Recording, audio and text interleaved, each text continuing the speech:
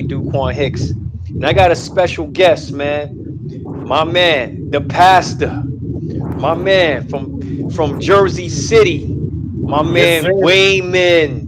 What's Yes, good? sir. What's good, kid? How you, man? Man, I'm good. I'm maintaining. I'm surviving, staying alive. Yep. Yes, sir. Yes, sir. Likewise. Yes. Likewise.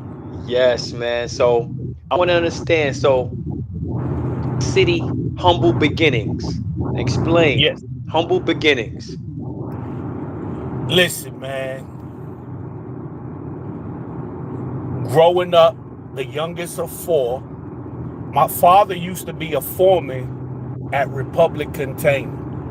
Wow. My Okay. mother, my mother was like a she was like a aide to a lot of young girls in like Right. trouble.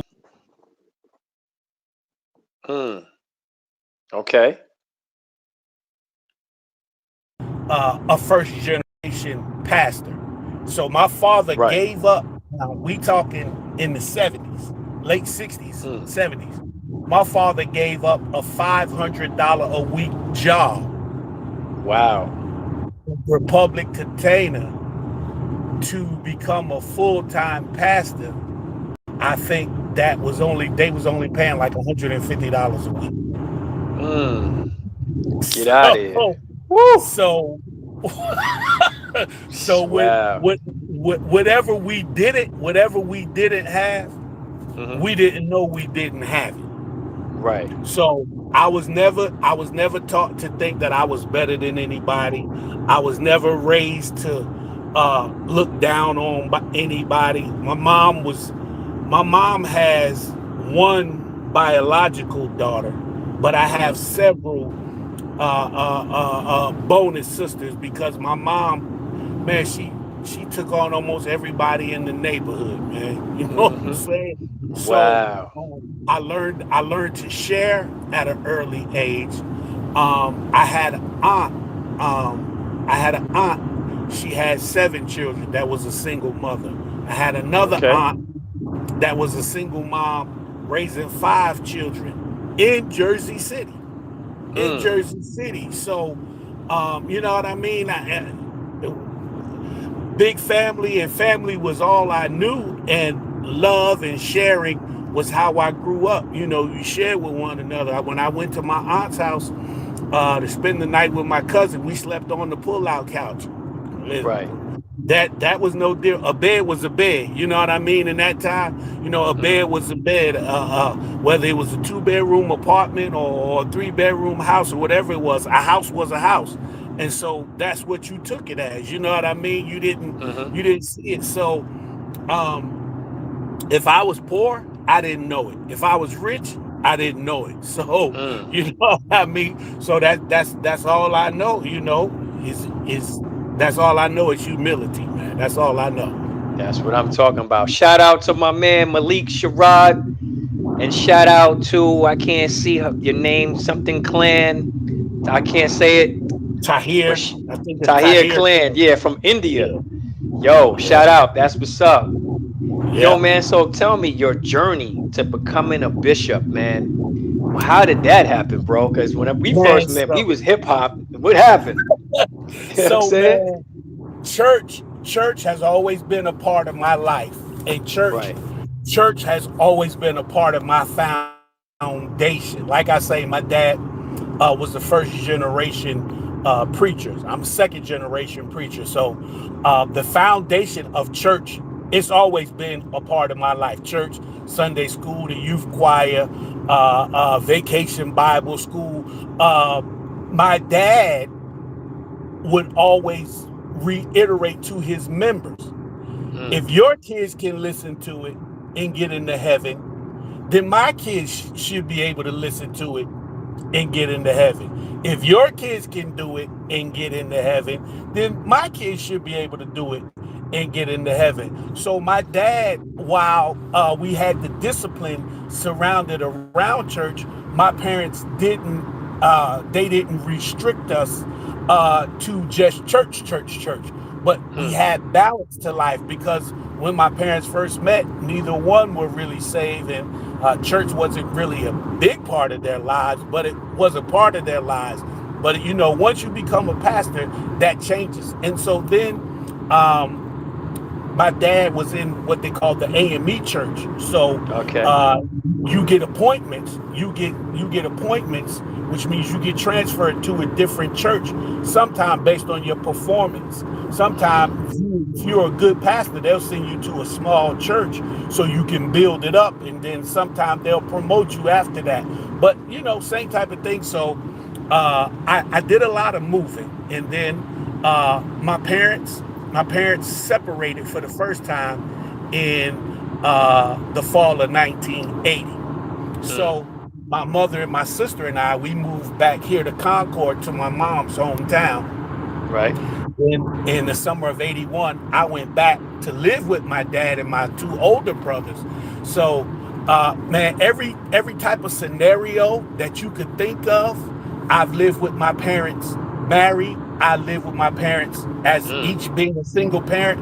I've lived with my mother and her significant other, and I've lived with my dad and my stepmom. So again, church after matriculating, man, I went to 7 different schools. I went to Right. 7 different schools. So Hmm. again, moving a lot, but still church was the foundation. So after Hmm. church, I tried college. I tried the street life for a little bit, but when you got friends that know you and they see you like, man, what you doing out here, man? Come on, man, get out of here, man. Hmm. This is not you. And then after serving in the military, while serving in the military, I really began to I went from being just a Sunday church goer to Hmm. now learning how to be a Christian, how to go to Bible study, how to go to revivals, and how to grow and mature as a Christian, and not just saying I go to church, but Right. going from a Right. church member to becoming a Christian. And so over the years, I've served in several different ministries in different capacities. I've served as a youth pastor. I've served as a men's ministry leader. I've served as a Sunday school teacher. I've served on the praise and worship team. I've served as a men's conference coordinator. I've served as assistant pastor during my time in the military while deployed to Bosnia for 6 months. I was the assistant pastor of the gospel services during part of my tenure there. So Hmm. again, church and God has always been a part of my life in foundation. And I was licensed as a minister in Fayetteville in 1996 under Apostle James Archie McDonald. I Hmm. was ordained as an elder in July of 1997 by my pastor in Hawaii, Bishop Clossie Pierce. And then last summer, which happened to be the exact date, on July 12th, 2025, I was consecrated to the office of bishop by my older brother, Apostle Roderick Jenerette, man. So just over time, just the work I've put in, just the work I've put in ministry, the work I've put in life, the work I've put in studying, uh, God felt God felt that I was ready, and He used my brother to help get me there. So that's how I became bishop, man, through the trials and the tribulations of life. Hmm. It's nothing that was handed or given to me. I can tell you that. And I So, know some people might say, your brother the one consecrated you, but you got to look at it. I've been in ministry since I was a kid. I've been an ordained elder since '97, but I didn't get hmm. consecrated to bishop till 2025. So, Hmm. yeah, like I said, it wasn't just handed to me. There was work that was done. So, man, and I'm grateful to God, man. I'm grateful for, honestly, man, people like you that I've met along my way, that I've met along my journey, that I had a job, but it's people that keep me grounded. You know what I mean? Hmm. It's people that help me understand. Thank you, brother. uh, Thank you, bro. Absolutely, man. Yes.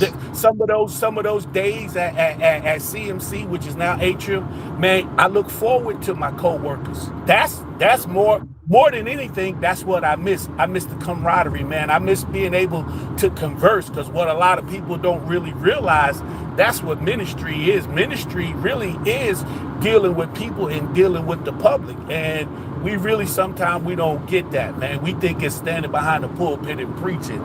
But that's not, is getting out there, getting your feet wet and getting your hands dirty. You know, man, get into it, man. As they say, you got to get it out the mud. So, you know, Yes. man, real ministry is real messy. You know, like, you know, man, watch this. Being a real dad comes with real challenges. Yes. Yes. You Yes. see For what real. I'm saying? Yes, it And does. and you Yes. and you being a girl dad like me, you Hmm. know. Watch this. Don't nobody test your gangster like your daughters. You hear me? That's true. So true. So true. You know what I'm saying, Man. man? So, Yes. you know, man, that's, you know, and life is that same way. Real life has real challenges, but it's my faith, it's my firm foundation, and it's my belief in God, and it's what I've grew up in, and it's what I've come to know and to learn that has kept me. I never really was a drinker, never really was a smoker, never really was a party or a clubber. I did those things, and of course, when I did it, I was good at it. But yeah, that's not really who I was. My in some way, shape, form, or fashion. Man, listen, Lou. I don't care how drunk I got. I don't care how late I stayed out. I don't care what it was. I was getting up and going to church Sunday, whether I was hungover, high, or whatever. But I was getting up Mm. and I was going to church Sunday because that's what was in me. So, That's what's up. um, yeah, man, that's pretty much it, man. That's Well, I pretty got a much it. question for you, man. What is the difference between a pastor, reverend, and a bishop? Because it seems like to me they all the same. But explain to me, what is the difference between Well, those three? well, the difference really is it's a title. Right. And actually, the Bible says that you should call no man reverend. That's one. The other Mm. thing is that actually the title bishop, the Bible, it also refers to it. It's an episcopal office, and the Mm. Bible says here's the office of a bishop. It lists Right. the characteristics, and then it lists the requirements and the prerequisites. So the difference between it really is what it's called. A Mm. pastor is a person that's over a shepherd, or he shepherds over people. He leads them. He teaches them he teaches them the Bible through, one, his life, two, through what we call Bible study, through preaching on Sunday, and the gathering together of the people. A pastor is the one that is over the gathering together of people. And as we come together, and as they come together, I can be a reverend, I can Mm. be a bishop, I can be a minister. That can be my title. But pastor, those things are offices. And truly, it's something you definitely want to make sure that you've been called to it. You know what I mean? Man, Mm-hmm. listen, man. My father was a bootleg philosopher, and my father Mm. would tell you, if the Lord didn't call you, black folks will send you back. That's true. That's so true. So true. It's so Listen, man, true, yo. our people will make you want to quit, give up, scratch your head, and go back. Mm-hmm. And you could still be called, but it's gonna come with its challenges. You know what I mean? Right. So, a pastor, in if I could put it in layman's terms, a pastor is like a supervisor on a job. Okay. You see what I'm saying? He's got his subordinates, but he's the one that we call manager. You Mm. see what I'm saying? Or he's the lead manager. It doesn't mean he's any uh, naturally any greater than us, but he's more qualified, and he's called, and he's the one that accepted the position. Because a lot of people try to stay out the way on the job. So when they start talking about promotion and whatnot, a lot of people be like, nah. So sometimes you get the position by default. You know what I mean? Mm. Sometimes you earn it. Other times, nepotism. It's one of the things, man. I heard a friend of mine say, We are the only ones that have to apologize for being gifted. That's crazy, man. Crazy. That's crazy. I mean, that's crazy, man. You know, That's crazy. I gotta dim my light and ask your forgiveness for being so bright, so that I don't over or outshine you. Where they do that Mm, at? I have no idea. You know what I'm saying? Everywhere else you go, hey, this person, they got plaques on the wall. People got their pictures on the wall. You Mm, know what I mean? But it's only with us. Do it have to be like, hey man, tone that down. Where we, mm, where we have to have a sense of false humility. mm, We gotta be mindful between confident and arrogant. I'll put it mm. that way. Yeah, because if you're not careful, people will call your confidence cocky. Wow. So speaking to that, man, what is the hardest thing of being a bishop? What is the thing that you have to, what is your hardest challenge being a bishop? Discipline. It's a discipline. Mm, It's a disciplined lifestyle because I'm I'm called, as they would say, I'm called to a higher calling. I right. am I am more scrutinized by what I do and for what I do than the average person. It's Mm, more of a target, and it's more of a bullseye, if I could mm. say that. Um, Okay. what I was this week years old, if I could say it that way. Okay. I was this week years old when I really started to hone in on the fact that God is the greatest power. Mm, The second greatest power we have is choice. okay. Doesn't matter what I do, doesn't matter where I go, doesn't matter who calls me bishop, who doesn't. If I don't choose to be disciplined, if I don't choose to live a certain way, I'm going to bring a reproach on the office of bishop and the church at large. And then as a man, I'm going to bring a reproach on it. You see what I'm saying? So the power to choose, watch this. I can offer you a job. I can offer you money. I can offer you out of that position that you're in. But if you don't choose to change, doesn't matter what I offer you, our Right. ability to choose is the second greatest power that we have. You see what I'm saying? I like that. So, Yes. yeah, man, it's the ability to choose. So, it's something that I choose to wake up, and it's a challenge that I choose to accept daily. Okay. So next level ministries. Tell me how that come about.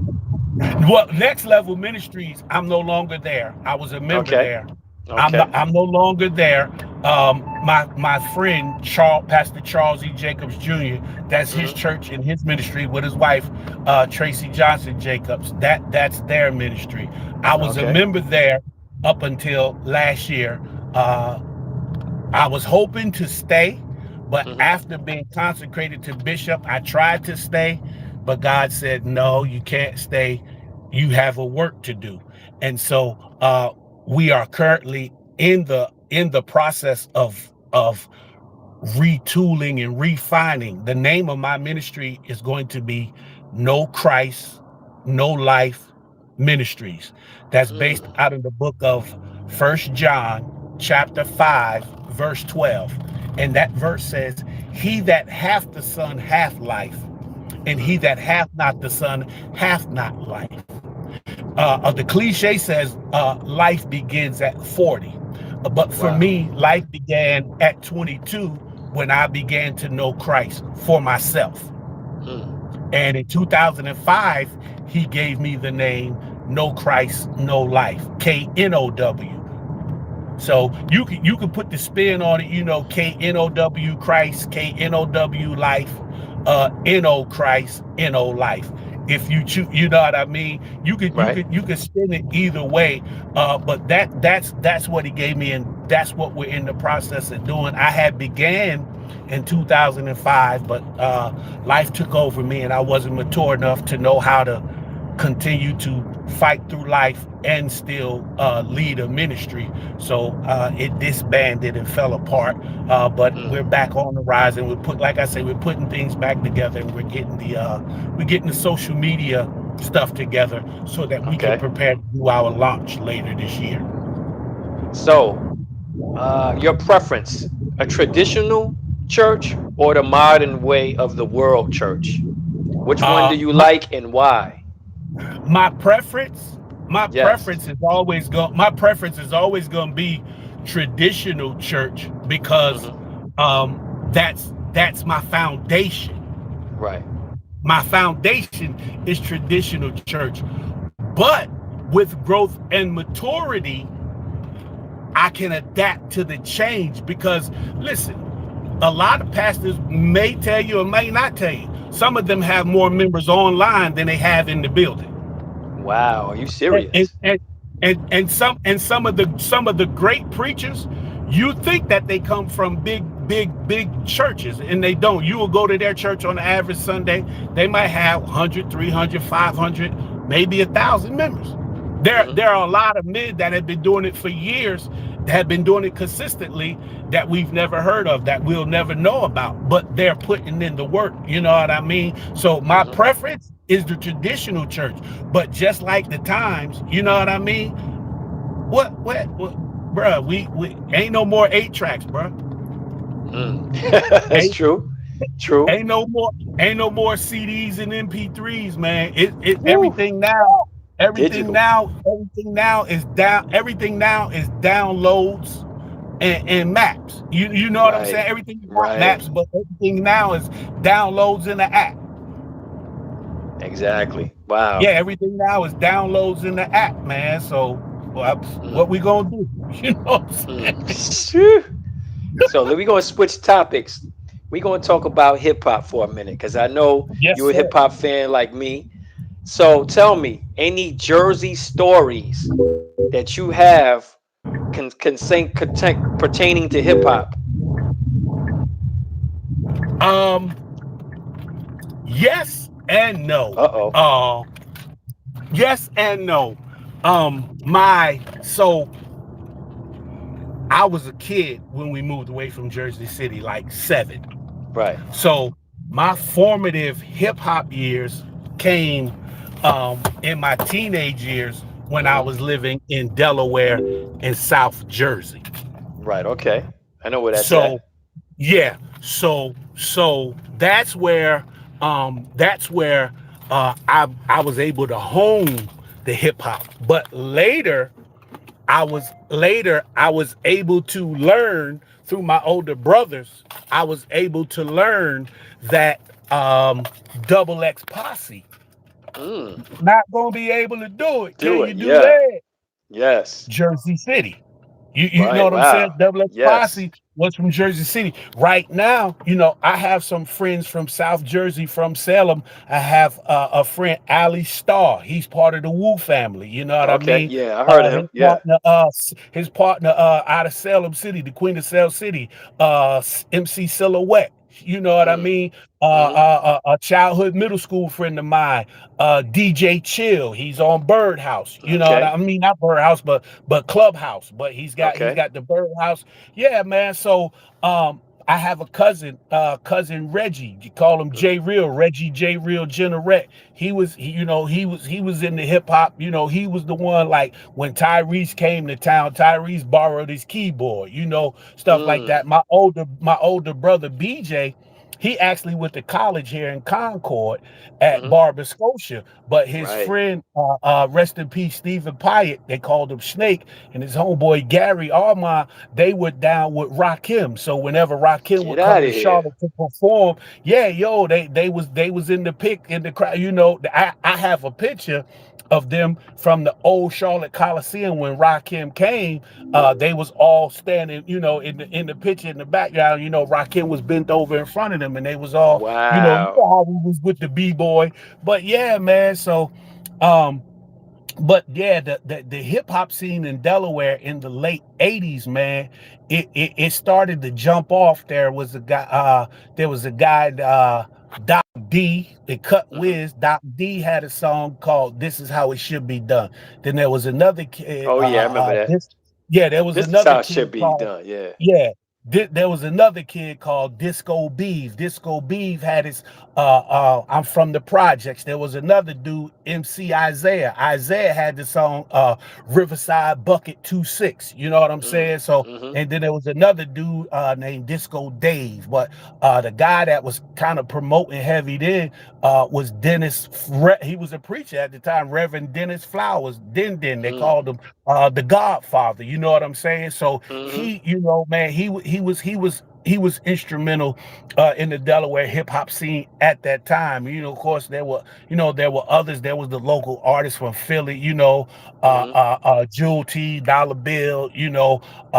Fresh Prince. These were people that I got to cross paths with. KRS One Wow. came and did it. KRS One came to Delaware and did a show. Mhm. Man, and unbeknownst to me, because I'm not a hood dude, I'm standing outside, but like I'm Mhm. standing outside with a bat. You know what I mean? I got a bat, and I'm just outside messing with the bat, playing with the bat. Doing some little swinging. Just Mhm. and people looking at me like, "Yo, what you doing? Like, do you know where you at and what you doing with that bat?" Like, I had no idea Right. of the danger that it could have gotten me into, but Mm. I was covered. So yeah, and yeah, I tried a little bit of the hip hop game. I did, man. Oh, Yeah, you did? yeah, Okay. All yeah, right. man, yeah. I tried to rap. Mhm. At this, like now, everything is Lil this or Lil that, Lil Right. Baby, A little Lil right. Uzi Vert, Lil Wayne, or Young Jock, Young this, Young that, So at that time, like I say, in Delaware, everything was disco. So Yeah, I you was. had Yeah, you had everything is so you disco. had Wow. yeah, so you had Disco Beef, you had Disco Dave. So then I was trying to come with Disco Tiz, because my nickname was Tiz, like Waymond Tisdale, because I played Okay. basketball, football, and was left-handed. So my classmates and schoolmates, and to this day, some of them, they still call me Tiz. My boys from Mm. South Jersey, they call me Wayne. They took the "un" off the end, and it's Wayne, Wayn. Okay. Man. So yeah, like I say, man, I tried my hand in it. Went to college, went to Maryland. My guy, Lester Pilot, DJ Turnetic, me and him, and there was another guy. We called him. His name was Cold Cheese, but Mm. uh, man, I can't even think of his. It is crazy because we were a crew, but I Right. can't think of his rap name at the moment. But the three of us, man, we did a talent show at Prince George Community College. We had a song called my two favorite songs that I remember we had was "You Had Your Chance for Romance," and the other song Mm. was "The Son of Gibraltar." You know what I mean? Okay. So Okay. I was like the Kwame type guy. But Mhm. my guy, Coach Cheese, he was like the KRS One. He was like the social conscious. You know what I mean? And so then we had our DJ. Then we had a dude named Sid, and then let's younger brother Brian. So yeah, man, we had a little crew. Then we had a dude named Reggie. Reggie would sometime come, a different Reggie, not my cousin, but a different Reggie. But sometime he would come and he would sing on a song for us or something like that, Mm. man. So, but yeah, man, man, it was, man, like I say, um, I had my hand in it. I had my run at it. Mhm. Wasn't me. It wasn't I me. feel you. I feel you. Seemed like everybody from my era had their hand in hip hop some type of Yeah, way because it was yeah, new, yeah, it was fresh, and it was something to do. You yeah, know what I'm yeah. It saying? was, man. It was, and um, the fact Dr. Jamal Bryant brought this out in the podcast the other day. Okay. Hip hop is 50 years old. Mm. Black mega Explain. church, black mega churches are only 40 years old. Mm. Mean. Mean. Mm. Hip hop is older than what you know what I mean. Than some of the black mega churches, your Jakeses and your Oh Creflo yeah. Dollars, and Hmm. yeah. Hip hop been around. You Yeah, you for a see what I'm while. saying? Hip hop been Yes. around, man. So it's 10 years older than the black mega church. So man, that kind of makes you think. It kind of makes you, it makes you look, and you got guys like Canton Jones. You got guys like Emmanuel Lambert out of Philly, whose his name is The Truth. Hmm. And then you got what's the guys? He's the true William Branch, but it's a group of them. I can't think of their name right now, but Hmm. it was a Christian hip hop group, man. And then you had the dude out of New York. You had BBJ, Big Brother J. You Right. Oh had yeah. Oh BBJ. yes. He sounded like Biggie. You know what Biggie. I'm Yes, saying? he did. Yeah. Yeah. And then you had the gospel. You had the gospel. I would call it the gospel R&B groups. You had groups like Hmm. Trinity 5-7. You know what I mean? You got groups now like Mary, even though they perform, mostly Hmm. solo, but Oh yeah. still And you had Babel. You groups ever like heard this Mary dude Mary. named Babel? Yeah, Yeah, man. You see Babel. what I'm saying, Nice. man? Yeah, Yeah. man. So, and then of course, like anything, there's always a bunch of unknowns. There's people everywhere repping that we will never know, we'll never hear about, Hmm. but it's being rep, man. So I think that the two, man, it's really what is called the key word nowadays is culture. Right. Culture. That's And right. there and while the church has its agenda, there is the kingdom culture in the Mm. church. And in hip hop, that's what you have right now. In hip hop, you just have the culture. It's the hip hop culture. And a lot of people, that's what they are enamored by. They're enamored by the culture. You know what I mean? Hmm. Because if you Hmm. ask them about hip hop, they can't tell you. That's You know what I'm true. saying? They Sad. they don't Sad. they don't you know what I mean? As I got older, even though I lived there, I didn't grow there, but I know about the plugging into the light poles and having a party That's outside. right. You see what I'm saying? The Hmm. parties in the park. Yo, the stuff these people y'all talk they talking about they real gangsters and they trapping and killing. Nah, these dudes was talking about stuff that they was really doing. Yo, this dude, think about it. Grandmaster Flash and the Furious Five. Think about it. Yes. What? Think about when you think about those lyrics. That was almost every block in the hood. Every Broken block. glass everywhere. People Everywhere. pushing on the station. You just don't. Just don't Yo, care. Yup. what project building could you go in either the hallway, the alley, or the elevator? Didn't Mm. smell like pee. Exactly. Brothers didn't go to the bathroom. They used No, outside was the right? bathroom. They use Up right there. where they was Outside at. was the Yeah. bathroom. Yep. Yep. For Yeah, real. so yeah, man. Yep. So man, like I was saying it earlier today. I was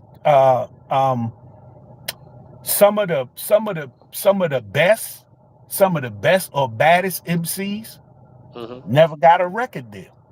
That's true. We never heard of them. Yo, some of Mm. the best athletes, the best basketball players, the best football players, they never went pro. That's crazy, We man. never heard of them. They never made it out. They trust me. You go, yo. They legends in the hood, and they That's would right. think about this. Michael Jordan. Michael Jordan couldn't beat his brother convincingly till he was in high school, That's crazy. But it's true. and his brother was shorter than him. Hmm. So what does that tell you about his brother? His brother was nice. Right. His brother never made, you see what I'm saying? Hmm. Spud Webb was short. He made the league. Why Jordan brother did it? You see what I'm Exactly. saying? Yep. Man. So it's like I say, I grew up in the South Jersey, North Delaware area, and it was a Hmm. thing today was a debate about it. Like, name the best 5 basketball players in Delaware history.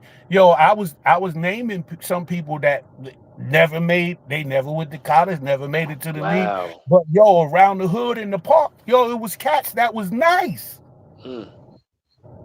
It was, you know what I mean? It was Hmm. cats that was nice, man. I had a classmate, God rest his soul, rest in peace, from Salem, New Jersey, Derek White. Hmm. Man, Derek White was a beast, just like Jonathan Taylor. Same high school, Mm. Mm-hmm. same city, but you never heard of Derek White. Wow. You never It's heard of Troy crazy. Double. You never Mm. heard of Terrence NC Sorrell. You never heard of Luke Sorrell. You never heard of Marvin Gillette. But these cats could do it, man. You never heard of Rob Cadillac Beep Summers. You never heard of Smoke Summers, the boxer. These guys, you never heard of Mark Bryant. You see what I'm saying? But these Mm-hmm. cats, they was getting to it. You know what I mean? They was getting to it, man. So it's a guy I went to high school with, Dexter Boney. The only reason he got cut from the Lakers was Mm. because they chose Nick Van Exel over him. Wow. Get out of here. You see what I'm saying? Woo! you Wow. see Now what that's a you first. see what That's you heard it here on you you Connected Dots. I ain't know you that. yeah, you see what I'm saying? Dexter Boney went to Brandywine High School. When he Mm-hmm. graduated high school, he had the most points in the state. He had like 2,358 points. Mm-hmm. We have a 3-point line till his senior year. Mm-hmm. We didn't get a 3-point line to 87, which was his senior. You see what I'm saying? But he had over 2,300 points Mm-hmm. with no 3-point line. You see what I'm saying? It was Right. cats like that. He went to Hagerstown Community College. He left Mm-hmm. Hagerstown, went to UNLV. Mm-hmm. He went to the league. He went out west, got cut by the Lakers, got picked up by the Phoenix Suns. But you see what I'm saying? Like, Mm-hmm. only people you hear about from New York is the ones that made it. That's true. But how big would the Rucker be without Pee Wee Kirkland? Whew. Pee Wee. Shout out to Pee Wee. Know what You I see, mean? Shout out. you Yes. see, Yes. you see what I'm saying? See, we know Yeah. about the Kenny Andersons and the Marburys and the Ron Arteses Mm-hmm. and the Felipe Lopez's and the Walter Berry. You see what I'm saying? Mm-hmm. But it was cats that was nicer than them that just Yes. they either didn't have the discipline or they didn't have the pedigree or the grades and they just didn't make it. Mm. Facts. Yep. Yeah, man. Facts. Yeah, Mm. like I say, Whew. man, it's cats everywhere getting it done, man. Mm-hmm. That's why it's no big I, no little you, man. It's cats everywhere getting it done, and Mm. it's not gonna make the front page of the paper. You know what I Right. mean? Right. Somebody might shout you out on social media, but um, you know, when I come up, when I go, man, I'm trying to take everybody that I can with me. That's why you see what I'm saying. I'm shouting out people that I know, Mm. help me get here. Shouting out people that I know they were doing it. If they would have gotten the opportunity, who knows what they could have been. You know what I mean? Mm. So, Mm-hmm. you know it, man. Oh Even yeah. it's people that work at the hospital that deserve, but they did their 20 years Mm-hmm. quietly retired. They did their 35 years quietly retired, Mm-hmm. and quiet as kept, my G. You one of them type dudes. Appreciate you, man. You see what I'm saying? Appreciate you. Yeah. Man, you bring your hard hat, you clock in, you do your work, you stay out the way, you consistent. You know what I mean? I never seen you have a bad attitude at work. I never seen you have a bad day. I know you did because we Oh all yeah. do, but I Right. never seen you have a bad day. I never seen you be off your game. I never see you, when we would talk about hip hop, you would promote your brother. You telling me about your brother DJ Shot Kim Yes. and him touring with New Edition. You see what I'm Mm-hmm. saying? You Mm-hmm. you never put it out that you had skills too. But until I listened to you, then I'm like, oh, he got skills too. But you see what I'm saying? Mm-hmm. So even with the connect the dots, man, you are one of the most humble, down to earth, realest brothers that I know. And every time I see you, it's the same. You know what I mean? You've been rocking the same cut. You've been rocking the same hat. You've been rocking the same squad. You talk, I'm glad your boys did it this year. I'm glad that Yes. I'm glad. I'm grateful for every Knicks fan. Yes, sir. Yes, sir. Man, you see what I'm saying, man. So it's more to it. It's more to it than what we think, man. It's way Mm-hmm. more to it than what we think. It really is. Speaking of sports, man, we got to talk about how did you become a Dallas Cowboy fan, man? You So know I got to throw that in there, man. yeah, man, my dad was from South Carolina. Right. My Right. dad was from South Carolina, and so then in that time, I don't think the Falcons. I don't think the Falcons were out. And the Cowboys came out in '60. He graduated high school in '62. So the Cowboys were outside of this. The Saints, the Saints was doodle. Hmm. So the Cowboys was the big hot popping thing. My dad was a Cowboys fan, even Hmm. after moving to Jersey City. So as a kid, watching the game with my dad, I began to love the team that he loved. Right. You know what I'm saying? So Hmm. I became a Tony Dorsett, Roger Staubach fan. Mm. Drew Pearson, Tony Hill. Okay. You know what I'm saying? I was a Hmm. fan long before Emmett, Troy, and Michael. I was Right. a fan long before the triplets. Hmm. Man. So Danny White was the punter and the quarterback. You know what I'm Mm. Danny saying? White. Okay. you know, Stephen Pollard. We even Hmm. had uh, uh, uh, Bernie Kosar there for a little bit. You know what I Mm. mean? So Hmm. man, man, it just grew on me. Now my oldest brother's a Minnesota fan. My other Mm. brother's a Pittsburgh fan. So Wow. but now after all the years of being in, like I say, when we moved to Smyrna, Delaware in '78. Hmm. I was already a Cowboys fan. That wasn't changing. That area, that North Delaware, South Jersey, that DMV, That's that. that That's Delaware, New Eagles. Jersey, Yeah. that's Philly territory. Hmm. So I became a Philly fan of all other sports Right. except football. Right.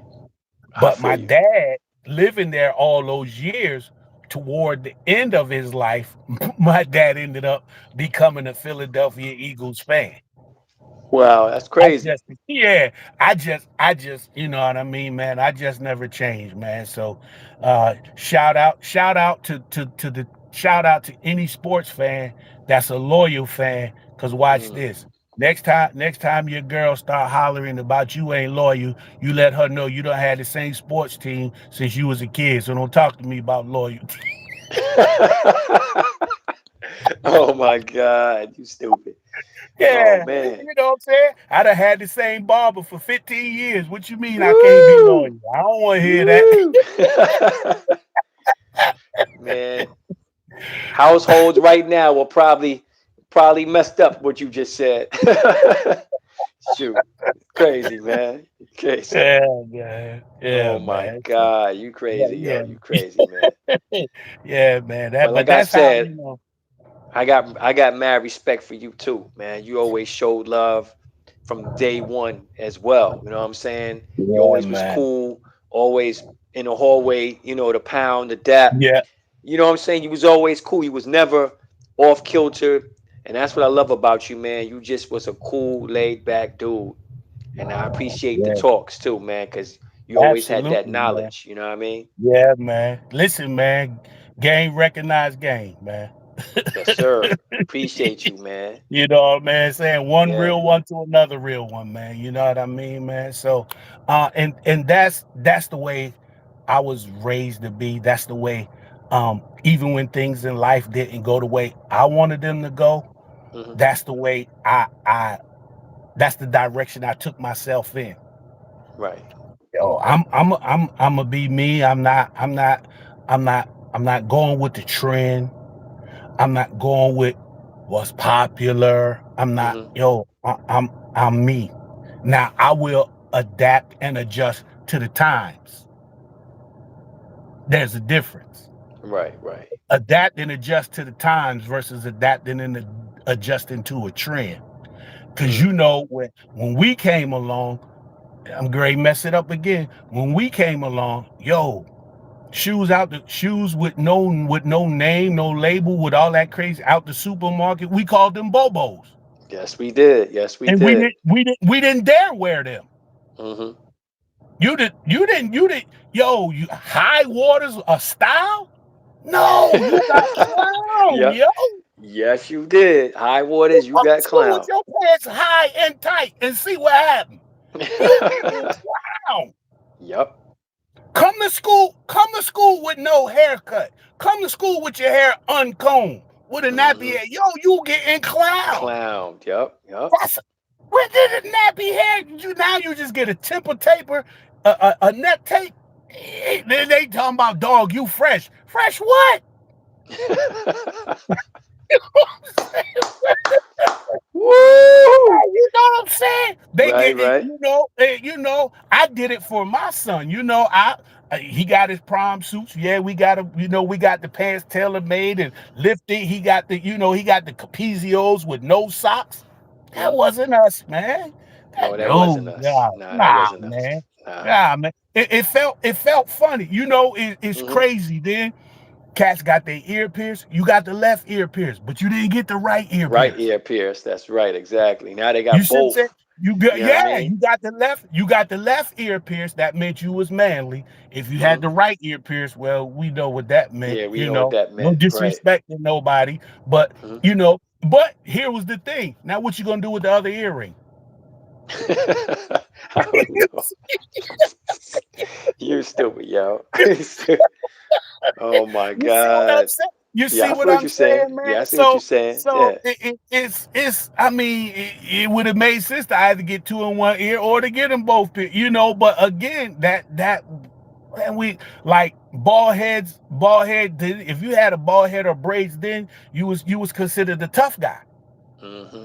You know what I'm saying? Bald head with a hoop earring, you was considered the tough guy, and I didn't really see until Tupac. Right. I never encountered I never encountered hard or anybody considered to be tough with their nose pierced. True. True.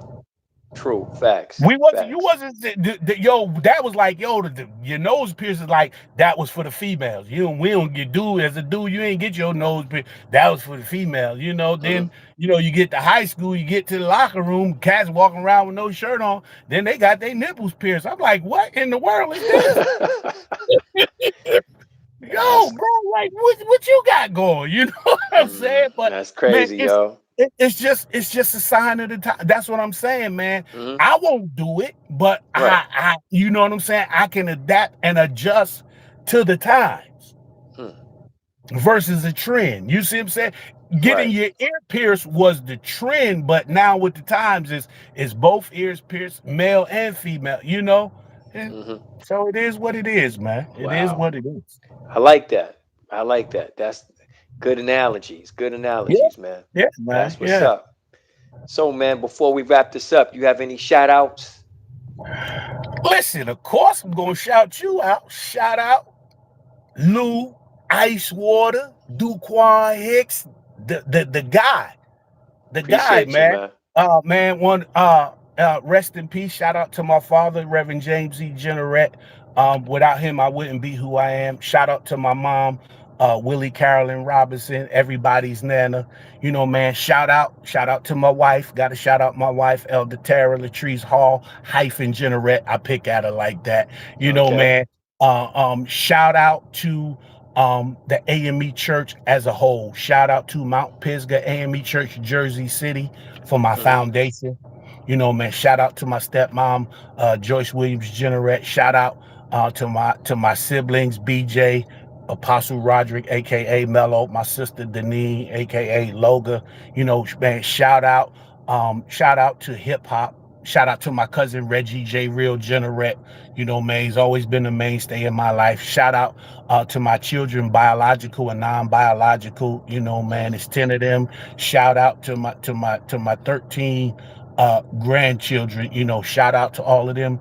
And my greatest shout out, other than to God, because my greatest shout out is to God, because He knows who I really was and He knows who I really am at the end of the day. So shout out to God for keeping me and not letting me get too far ahead of myself and not letting me get too down on myself. But my greatest shout out, I got to give it to my brother, Apostle Roderick Jenerette, man. Mm-hmm. When I was going through at a point in time in my life, in the previous marriage I was going through, Mm-hmm. man, I wanted to quit, and I just wanted to become a baby daddy. And my brother gave me this horse pill.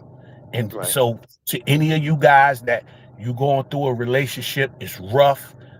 Take these words from my brother, from me to you. Mm-hmm.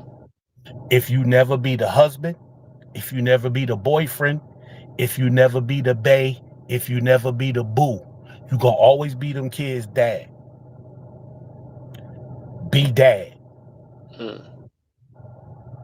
Mean. You don't want no other dude raising your kids when you could have. You don't want somebody else in that space. I'm not talking about trying to outdo them and trying to show up at your baby mama house, trying to throw yourself around. That's not what I'm talking about. Be present, be available, and don't forget, your kids need you.